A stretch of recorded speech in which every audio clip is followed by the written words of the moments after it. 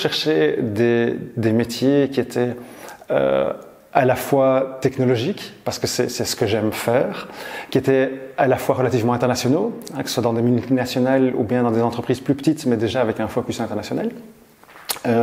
Et ce qui est très important pour moi, et j'ai vraiment besoin de ça, c'est de sentir que je peux apporter un impact, que je peux apporter quelque chose. Et c'est comme ça que je suis arrivé il n'y a pas tellement longtemps chez Materialise, où j'ai la chance d'avoir un boulot excessivement international, où je suis tous les jours en contact avec les États-Unis, la Chine, l'Inde, le Japon, l'Allemagne. J'ai deux choses que j'aime beaucoup. Un, c'est il y a une vision stratégique. Donc je suis en charge de développer à la fois l'année, les 3 mois, l'année de programme de l'engineering, de leur dire exactement ce qu'ils doivent développer. Et à la fois, je regarde la vision à 5 ans du produit et on fait une roadmap une feuille de route sur les 5 années pour voir où nous sommes aujourd'hui et où nous devons arriver dans 5 ans. Donc ça, c'est la vision stratégique.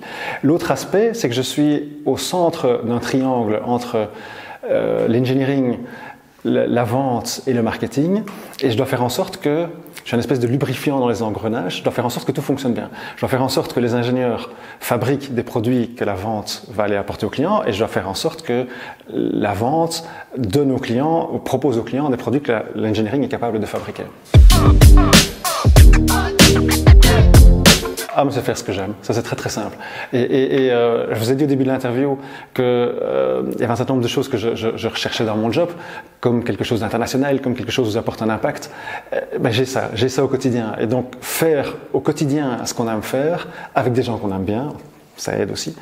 Moi, c'est ça. Je m'épanouis là-dedans, j'apporte quelque chose, j'apporte et j'apprends. Et en faisant ça, moi, je m'épanouis et je suis heureux.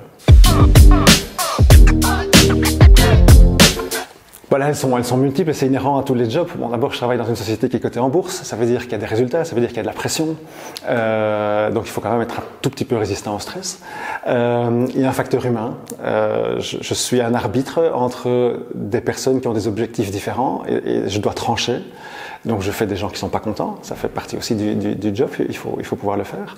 Il y a un côté multiculturel qui est pas évident. Devoir à la fois préparer un produit que je vais vendre à des Japonais ou à des Allemands, ce sont des perceptions différentes, donc il faut tenir ça il faut avoir ça à l'œil. Et puis travailler avec eux au quotidien, c'est pas évident non plus. Donc l'aspect multiculturel, à la fois je l'aime bien et à la fois c'est un challenge terrible. Alors je suis, pour l'instant, et c'est des choses qui varient dans une carrière, pour l'instant je n'ai pas d'équipe à moi. Donc je ne suis pas people manager, j'ai pas de direct report comme on dit, mais je suis dans plusieurs équipes à la fois. Et je travaille à peu près 20-30% de mon temps tout seul pour préparer mes dossiers, pour réfléchir à ma stratégie, et à peu près 70-80% de mon temps des réunions diverses avec différentes équipes. Donc je n'ai pas une équipe, j'ai des équipes. C'est super simple. J'ai un PC, j'ai une connexion au réseau, j'ai Internet. J'essaye vraiment, j'ai une famille, j'essaye de tenir les horaires de bureau normaux. C'est-à-dire, je commence à 8-9 heures, je finis à 5-6 heures, donc à peu près 8 heures par jour.